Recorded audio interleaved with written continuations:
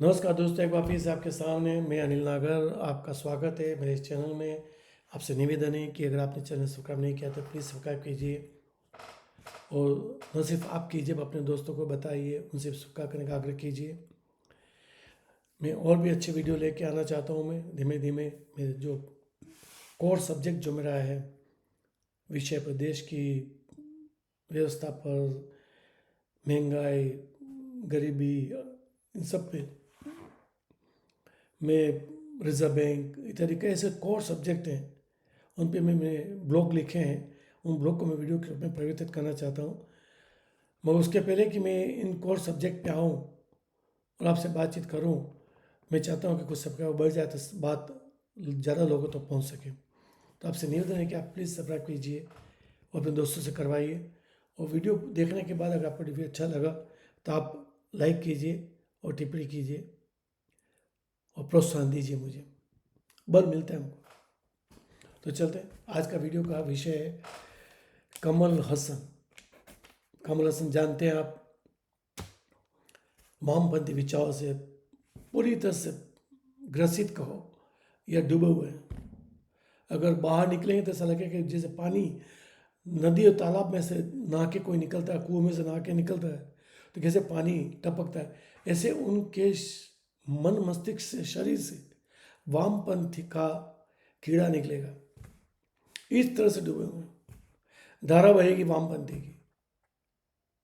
अब स्टालिन तो समझ में आता है कि स्टालिन ईसाई धर्म से जुड़े हुए हैं। वो हिंदू थे कभी और ईसाई बन गए। ऐसे वो उनका हिंदुत्व सनातन का विरोध करना कुछ कुछ समझ में आता है।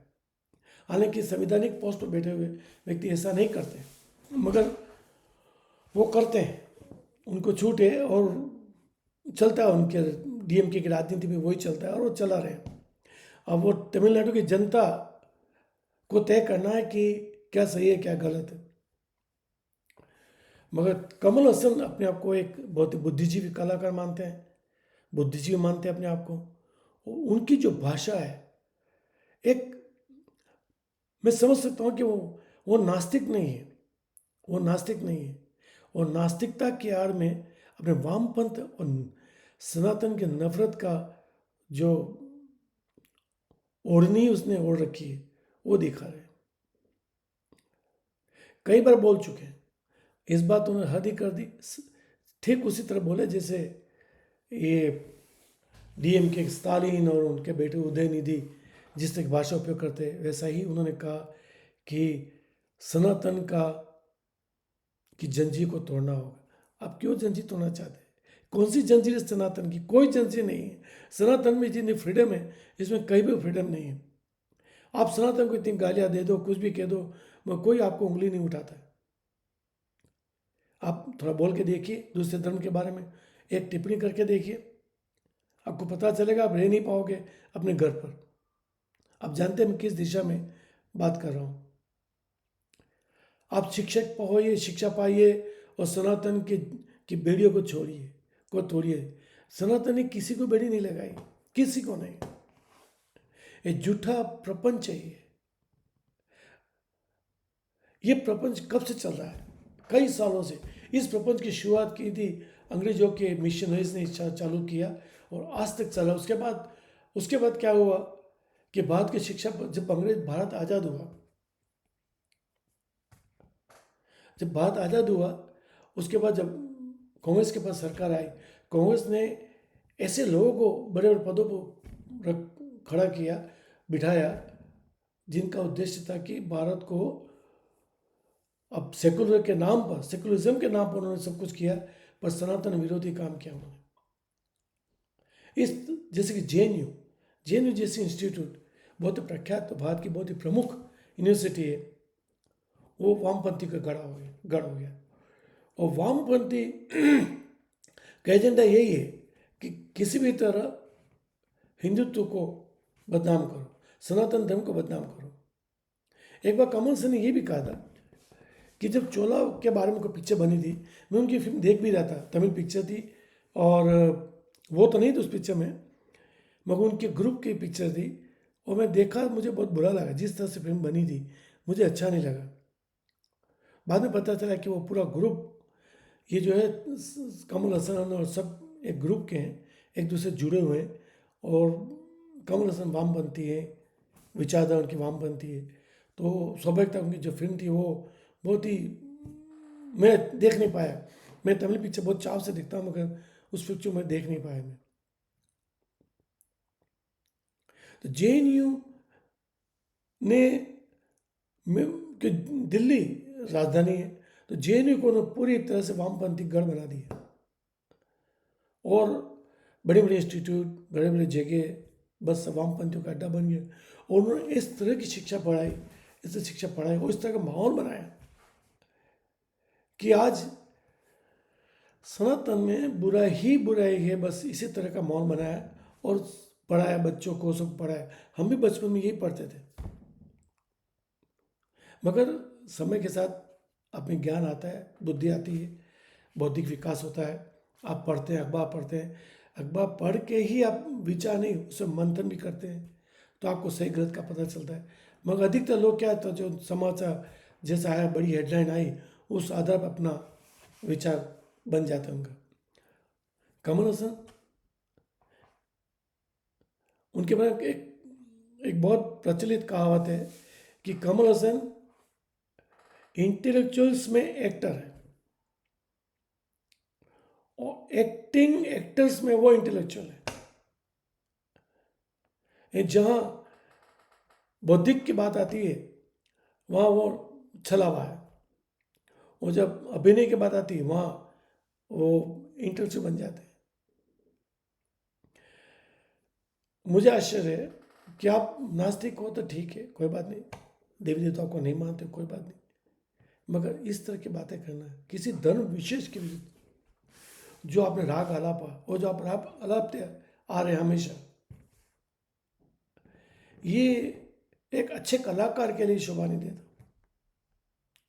मगर अच्छे कलाकार के साथ साथ एक अच्छा, अब राजनीतिक सतह ढूंढ रहे हैं, उन्हें सफलता नहीं मिली। उन्होंने एक बार ये भी कोशिश की थी द्रविड़ राजनीति के बाद, कि हम सब द्रविड़ हैं और ये लोग आर्य द्रविड़, इस बारे में उन्होंने कोशिश की कि शायद इस आधार पर उन्हें कुछ सफलता मिल जाए।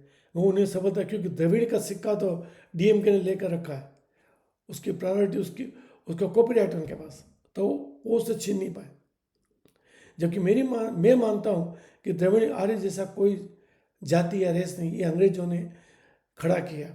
और बदकिस्मती से, हालांकि आप में से कुछ लोग उनके अनुयायी हो, दयानंद सरस्वती के अनुयायी हो, तो क्षमा करना, मगर उन्होंने जब आर्य समाज की स्थापना की तो मुझे अब बुरा लगने लगा है। आर्य समाज, जो नाम आर्य समाज दिया, वो कुछ और दे सकते थे।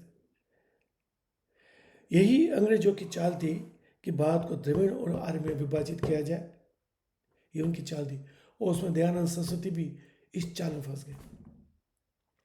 वो सनातन समाज भी नाम दे सकते थे, कुछ और नाम देते, मगर आर्य समाज उन्होंने नाम दिया। इससे द्रविड़ और आर्य की जो दूरी थी वो उन्होंने मजबूत की।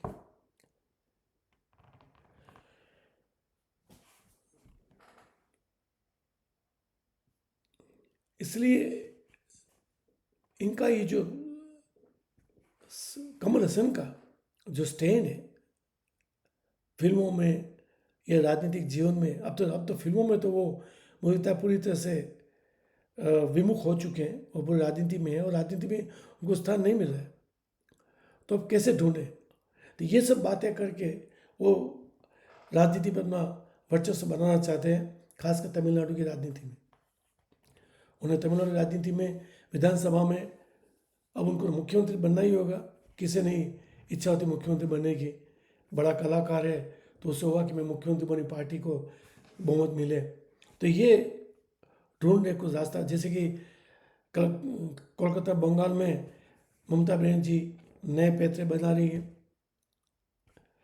बांग्लादेशी बंगाली, बांग्लादेशी और रोहिंग्या को बंगाली के नाम से वो इकट्ठा कर रही है।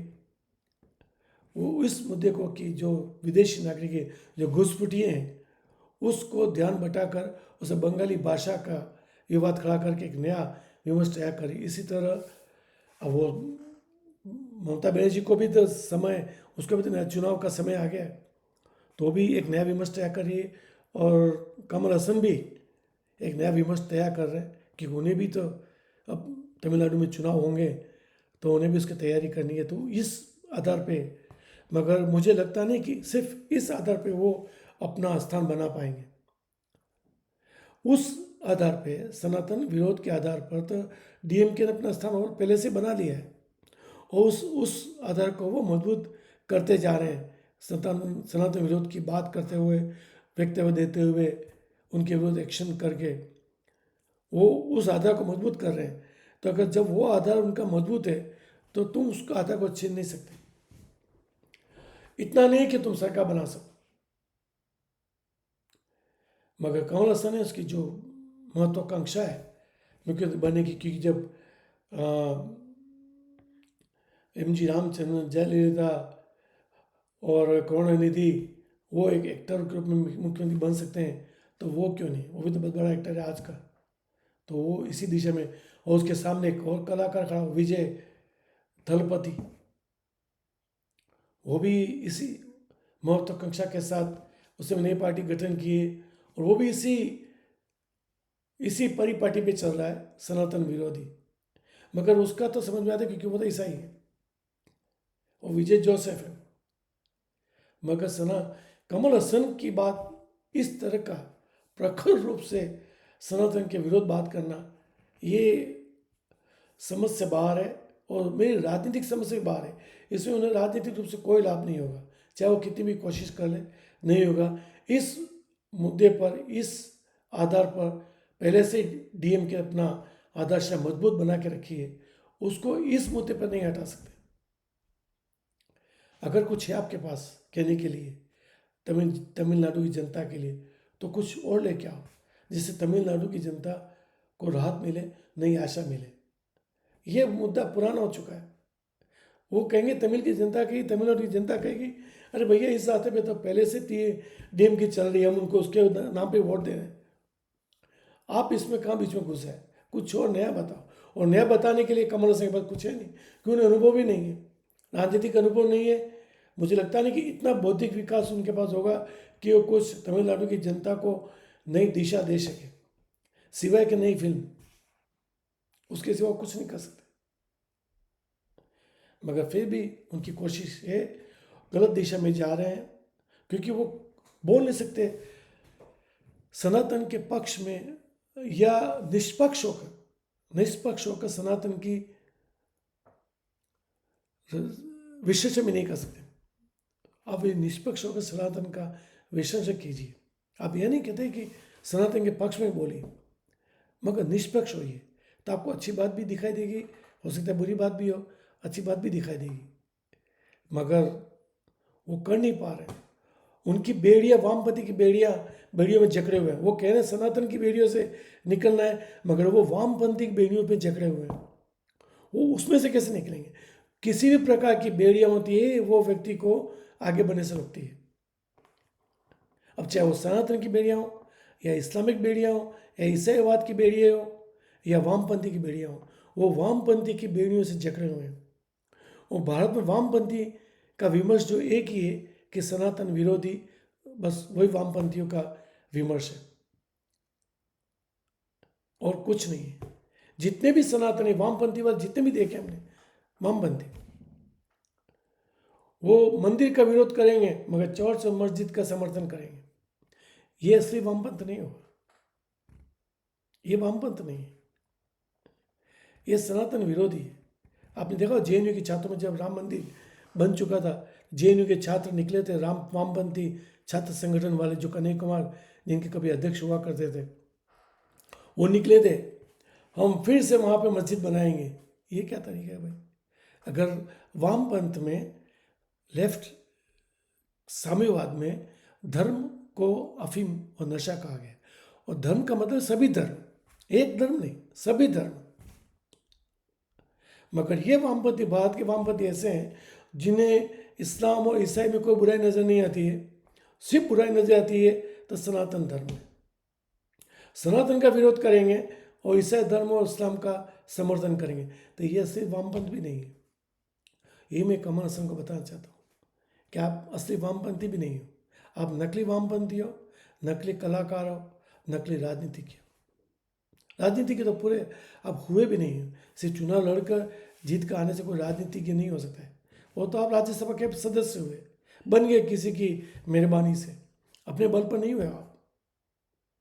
एक्टिंग जरूर आपने अच्छी की होगी, फिल्म अपने अपनी जगह बनाई, और वो उसके पीछे क्या आपकी पृष्ठभूमि वो तो हम नहीं जानते कि बहुत पहले से आपने काम किया है।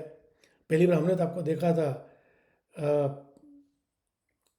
रति अग्नित के साथ जो पिक्चर आई थी, नाम भूल रहा हूँ मैं, हिंदी पहली बार हिंदी पिक्चर आपने काम किया था एक दूजे के लिए, तब से हम तो आपको जानते हैं।